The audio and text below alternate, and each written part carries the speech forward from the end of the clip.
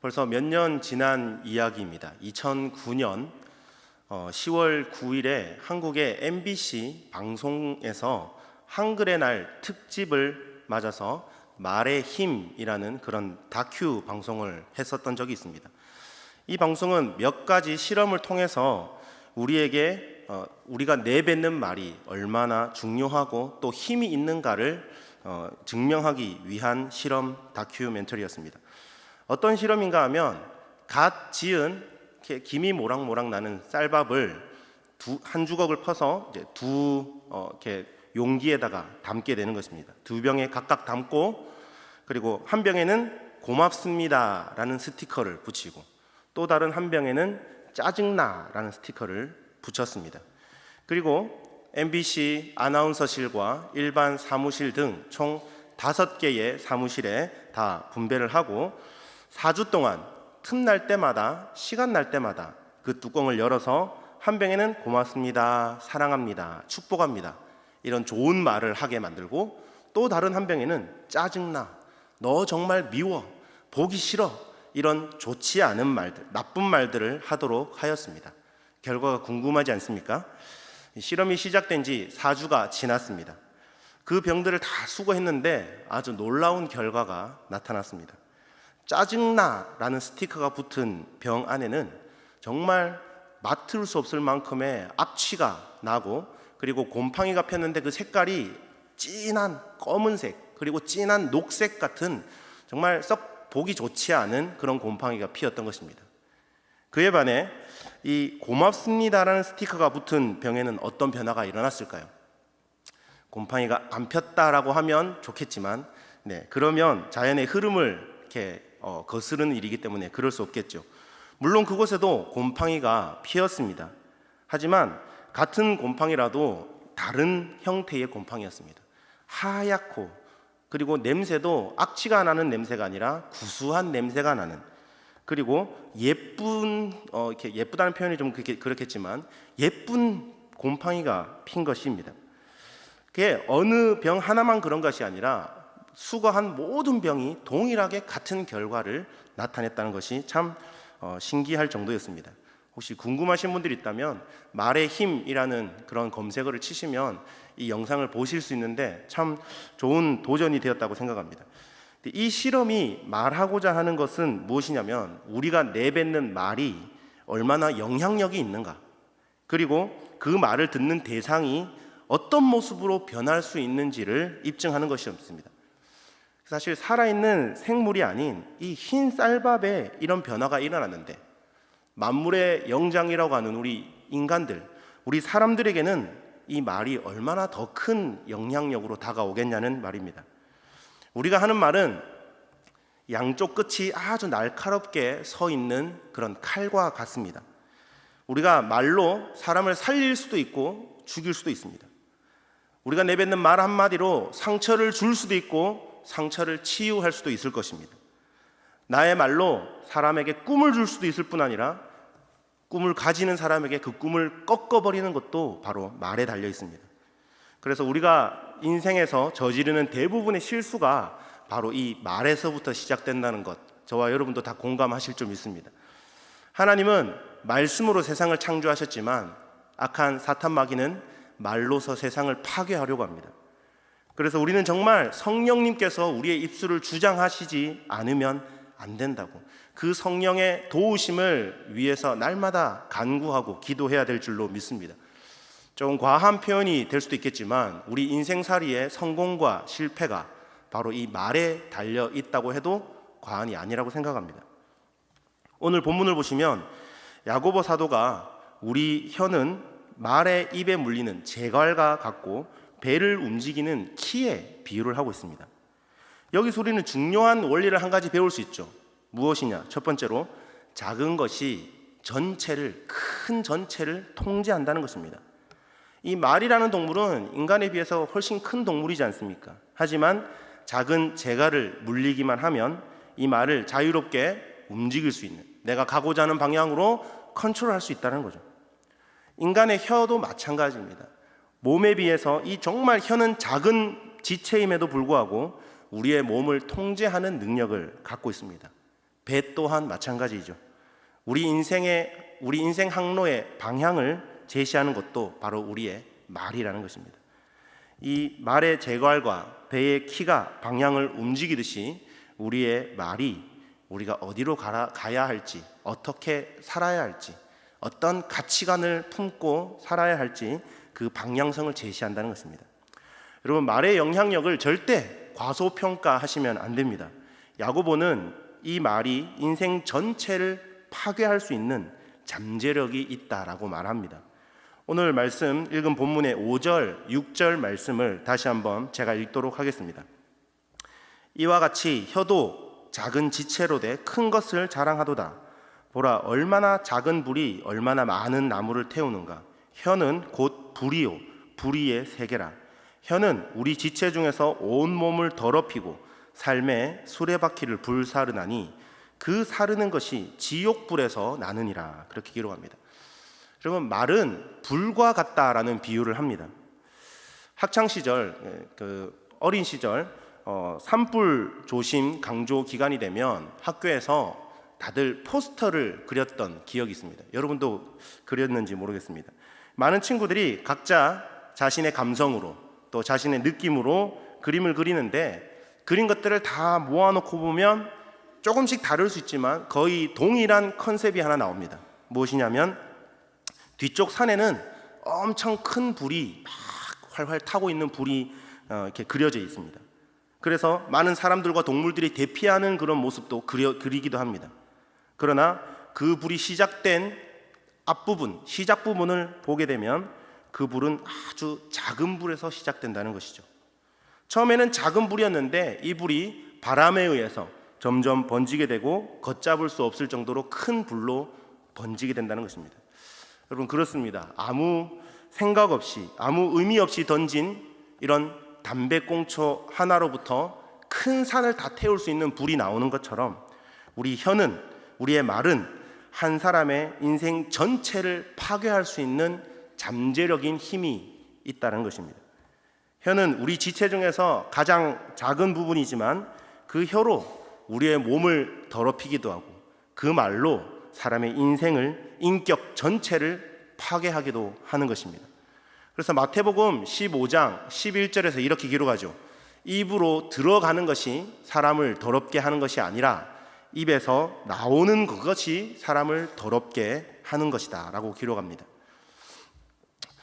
이와 관련해서 이야기를 하나 들려드릴까 합니다. 어떤 목사님이 젊은 과부의 집을 자주 이렇게 들락거렸다고 합니다. 이를 본 마을 사람들이 수군대기 시작하고 좋지 않은 소문을 입에서 입으로 막 퍼뜨리기 시작합니다. 우리 목사님이 바람났나 보다. 그러면서 아주 눈으로 보지 않고 실질적으로 확인되지 않은 그런 그 유언 비어들을 퍼뜨리기 시작한 것이었죠. 그러다 얼마 후 이 과부가 세상을 떠나고 장례를 치른 후에 알게 된 사실이, 이 여인은 암투병 중이었고 돌봐줄 사람이 아무도 없어서 목사님이 친히 가서 기도해 주시고 또 이렇게 케어해 주셨다는 것을 뒤늦게 알게 된 것이죠. 그동안 가장 신랄하게 혹독하게 비판했던 두 여인이 이 목사님에게 찾아와서 사과하면서 용서를 빕니다. 그러자 목사님은 다른 말씀을 하지 않으시고 뒤에 가셔서 오리털 베개를 2개를 들고 와서 그 여인들에게 하나씩 나누어 줍니다. 그리고는 마을로 내려가서 이 오리털 안에 있는 그 오리털을, 베개 안에 있는 오리털을 다 온 동네를 다니면서 뿌리고 오라는 것이었습니다. 그래서 이게 무슨 미신적인 행위인가 이상했지만 이 여인들은 목사님의 말씀에 순종해서 동네를 다니면서 오리털을 다 뿌리고 돌아왔다고 합니다. 그랬더니 목사님이 다시 마을로 내려가서 그 오리털들을 수거해 다시 다 주워 오라는 그런 이야기를 합니다. 목사님 참 이상하시다. 왜 이런 이야기를 하시지? 이상하면서도 또 잘못한 마음이 있으니 목사님의 말을 듣고 또 마을로 내려가서 오리털을 찾으러 갑니다. 찾았을까요? 못 찾았을까요? 당연히 못 찾았겠죠. 빈손으로 이 여인들이 돌아와서 목사님께 이렇게 얘기합니다. 그 오리털들이 이미 바람에 다 날려가 버리고 찾지 못했습니다. 수거하지 못했습니다. 그러자 이 목사님은 그 여인들을 향해서 이렇게 말했습니다. 제가 여러분을 용서하는 것은 아무런 문제가 되지 않습니다. 저는 이미 여러분들을 용서했습니다. 하지만 여러분들이 내뱉은 말은 마치 이 오리털이 바람에 날려서 어디론가 다 날아가 버리고 없는 것처럼 여러분의 말이 그렇게 담을 수 없는 그런 것이 담을 수 없게 된 것입니다. 명심하십시오. 그러면서 귀한 교훈을 남겼다고 합니다. 여러분, 입술에 30초, 가슴에 30년이라는 그런 말을 들어보셨지 않습니까? 입에서 말을 꺼내서 상대방에게 전달할 때까지는 30초면 충분합니다. 하지만 그 말이 누군가에게는 30년 동안 아픔으로 상처로 남을 수 있다라는 그런 비유적인 말이죠. 성경도 동일한 이야기를 합니다. 잠언 18장 21절에 죽고 사는 것이 혀의 힘에 달렸나니 혀를 쓰기 좋아하는 자는 혀의 열매를 먹을 것이니라. 그렇게 이야기합니다. 여러분, 이 말씀 굉장히 중요한 말씀이라고 생각합니다. 왜냐하면 자기가 말한 대로 그대로 추수하게 될 것이라는 그런 의미이기 때문입니다. 시편 109편 17절 18절에도 이렇게 기록합니다. 그가 저주하기를 좋아하더니 그것이 자기에게 임하고 축복하기를 기뻐하지 아니하더니 복이 그를 멀리 떠났으며 또 저주하기를 옷 입듯 하더니 저주가 물같이 그의 몸속으로 들어가며 기름같이 그의 뼈 속으로 들어갔나이다.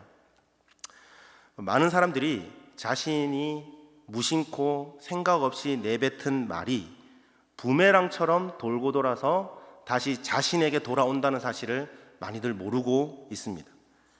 자신에게 돌아오지 않으면 자기의 후손에게로 아니면 그 다음 후대에게로 돌아간다는 사실을 모르고 있는 것 같습니다. 그 대표적인 예로 출애굽 사건을 들어볼 수 있겠죠. 이스라엘 백성들이 출애굽한 뒤에 모세에게 얼마나 많은 불평과 불만을 내비쳤는지 여러분 잘 알고 계실 것입니다. 그러면서 하는 이야기가 뭡니까? 우리를 애굽에서 그냥 노예지만 먹고 사는 문제 없이 잘 살게 놔두지 매장지가 없어서 이 광야에 끌고 와서 우리를 죽게 하느냐. 그러면서 늘 얘기하는 게 죽겠다 이러다가 죽겠다, 그런 이야기를 많이 했죠. 그랬더니 말이 정말 현실로 이루어집니다. 그렇게 말한 모든 사람들은 40년 동안 하나둘 죽어나가게 되고 결국 긍정의 언어, 긍정적인 말을 했던 여호수아와 갈렙을 제외한 모든 사람이 죽게 됩니다. 여러분, 입술의 열매가 얼마나 정확하게 임하는지 우리가 아셔야 합니다. 우리가 일상 속에서 아무런 생각 없이 그냥 툭툭 내뱉는 말들 어떤 것 있겠습니까?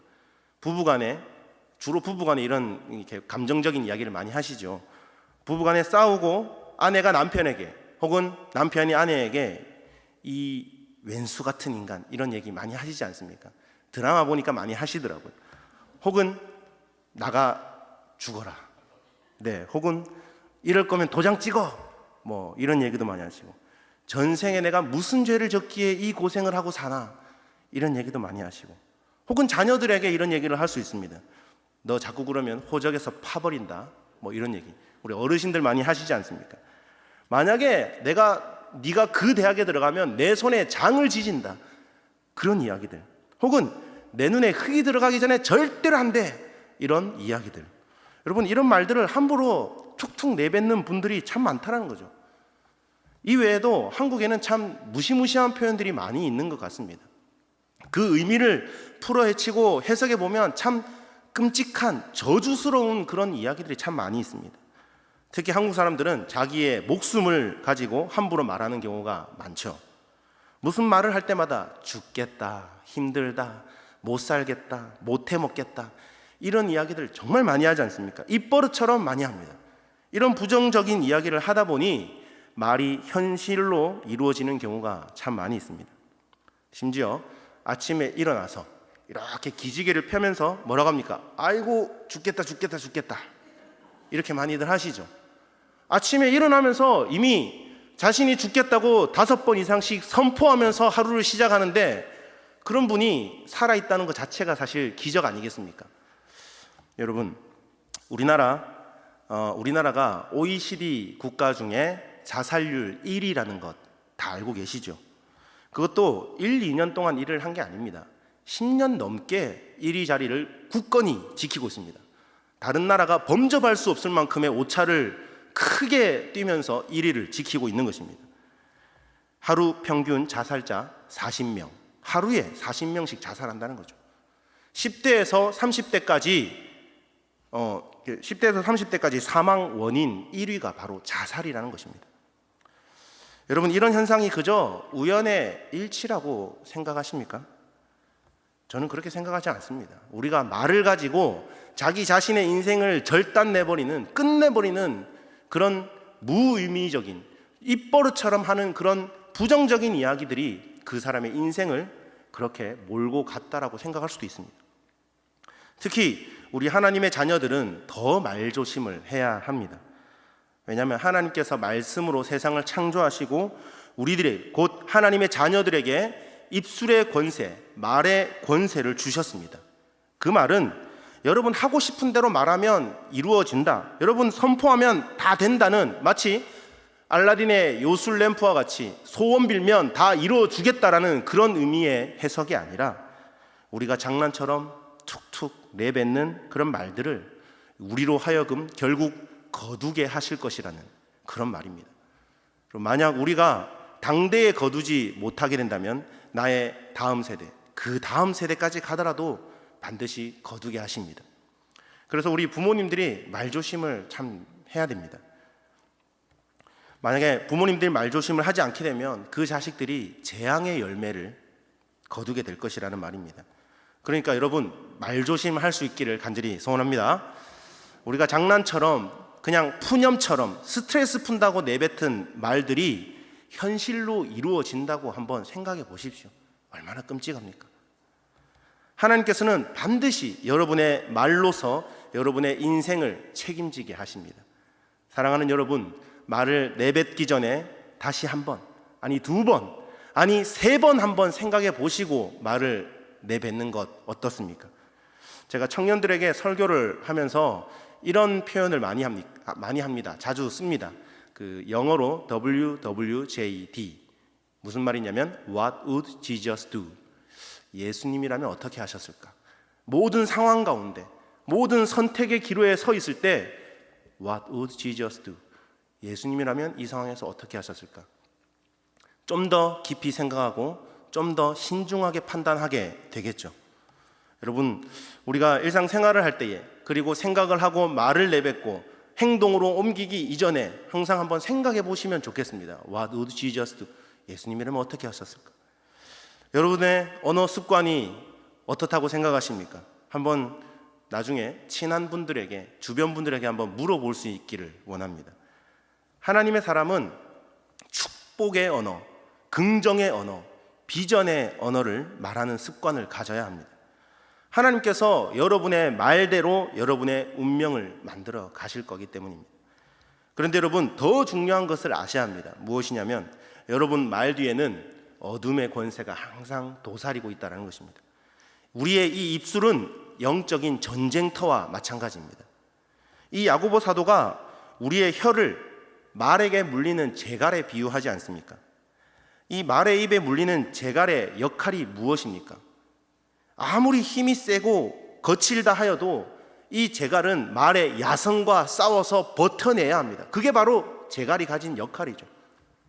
배는 어떻습니까? 이 배의 키는 거센 파도와 폭풍우와 싸우면서 방향을 잡아야 합니다. 마찬가지로 우리의 입술을 제대로 사용하기 위해서는 우리의 입술을 더럽히려고 노력하는 악한 사탄 마귀와 싸워서 이겨야 될 줄 믿습니다. 가만히 놔두면 어떨 때 이 마귀가 우리의 감정을 장악할 때가 있습니다. 이렇게 은혜롭게 예배를 잘 드리고 은혜 받고 나가는 길에 누군가가 나에게 감정을 상하는 말을 할 때 나도 모르게 욕이 나오고 나도 모르게 좋지 않은 감정으로 말을 할 때가 있죠. 그 순간 우리 안에 계신 성령님께서 탄식하십니다. 그리고 깨닫게 되죠.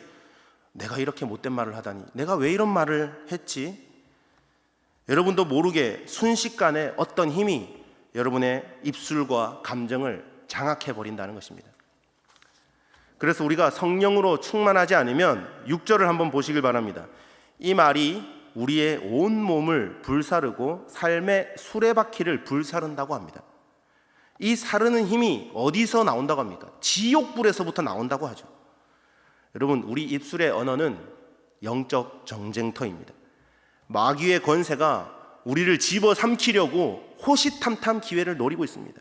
그렇기 때문에 기도하고 말하지 않으면 시험 들 일이 참 많이 있습니다. 우리의 혀는 우리 스스로 컨트롤할 수 없습니다. 오직 하나님만이, 성령님만이 우리의 입술을 주장하실 수 있기 때문입니다. 7절, 8절에 보시면 여러 종류의 짐승과 새와 벌레와 바다의 생물은 다 사람이 길들일 수 있고 길들여 왔거니와 혀는 능히 길들일 사람이 없나니 쉬지 아니하는 악이요 죽이는 독이 가득한 것이라. 그렇게 기록하죠. 야고보 사도는 우리의 말을 길들이기 힘든 야생 짐승에 비유하기도 합니다.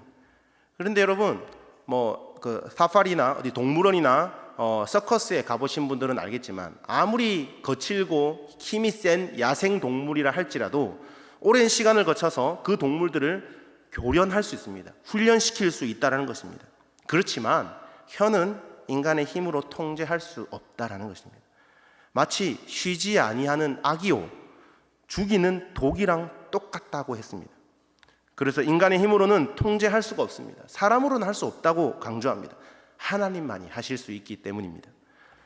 그래서 여러분의 언어를 정화하는 것은 교육과 훈련으로 되는 것이 아니라 성령을 받으면 해결이 될 줄 믿습니다. 사탄의 언어는 우리를 죽였지만 예수님의 말씀이 우리를 살리기 때문입니다. 사탄의 언어가 우리의 꿈을 빼앗아가지만 예수님께서 우리에게 새로운 소망을 되찾아 주셨기 때문입니다.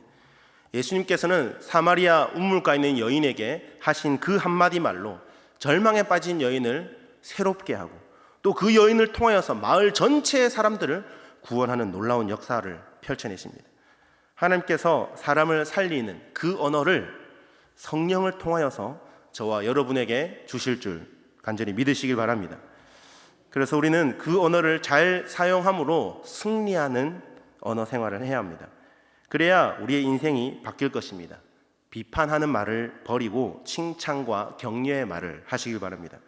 가만히 보면 어떤 때 보면 이렇게 크리스찬들이, 우리 믿는 성도들이 믿지 않는 넌 크리스찬들보다, 세상 사람들보다 더 서로를 신랄하게 비판하고 욕하고 그렇게 싸우는 것을 볼 수 있습니다. 다른 교파를, 다른 교회를, 다른 형제를, 다른 단체를 얼마나 날카롭게 비판하는지 모릅니다. 그런데 여러분, 예수님께서 형제가 형제를 비판하는 것을 엄중히 경고하고 계십니다. 마태복음 7장 1절에 보시면 비판하지 말라, 비판을 받지 아니하거든 비판하지 말라라고 그렇게 기록하죠. 영어 성경에 비판을 영어 단어 judge라고 그렇게 기록합니다. 남을 비판하는 사람은 이미 자신의 그 머리로, 생각으로 이 사람을 판단했습니다. 이 사람이 좋고 안 좋고에 대한 그 상황을 이미 판단했기 때문입니다. 사도 바울은 형제를 판단하고 비판하는 마음 뒤에는 무서운, 그를 멸시하는 교만이 그 안에 있다라고 그렇게 했습니다. 사랑하는 여러분, 비판의 언어는 많은 사람들의 길을 죽게 합니다. 힘을 빼앗아 버립니다. 무엇인가를 해내려고 하는 의지를 꺾어버리는 것이 바로 이 비판의 언어입니다.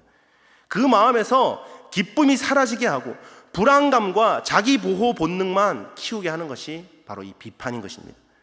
이것은 결코 성령께서 원하시는 일이 아닌 줄 믿습니다. 여러분, 주변에 있는 나와 가장 가까운 곳에 있는 사람부터 비판하지 말고 서로를 격려하고 칭찬하고 위로하고 나아가서 그들을 위해서 기도해 줄 수 있는 넉넉한 믿음의 성도님들이 될 수 있길 바랍니다. 그들의 장점과 가능성들을 좀 격려해 주십시오. 이런 말도 있지 않습니까? 칭찬은 고래도 춤추게 한다. 그런 말, 우리가 그런 말을 믿어서가 아니라 성령님께서 주시는 마음에서 우러나오는 감동과 감격으로 그들을 위로하고 격려하고 축복하고 기도해 줄 수 있기를 원합니다. 여러분, 아무리 여러분들이 주변 사람들 그리고 어려운 상황들을 보고 비판한다고 그 사람들 변하지 않습니다.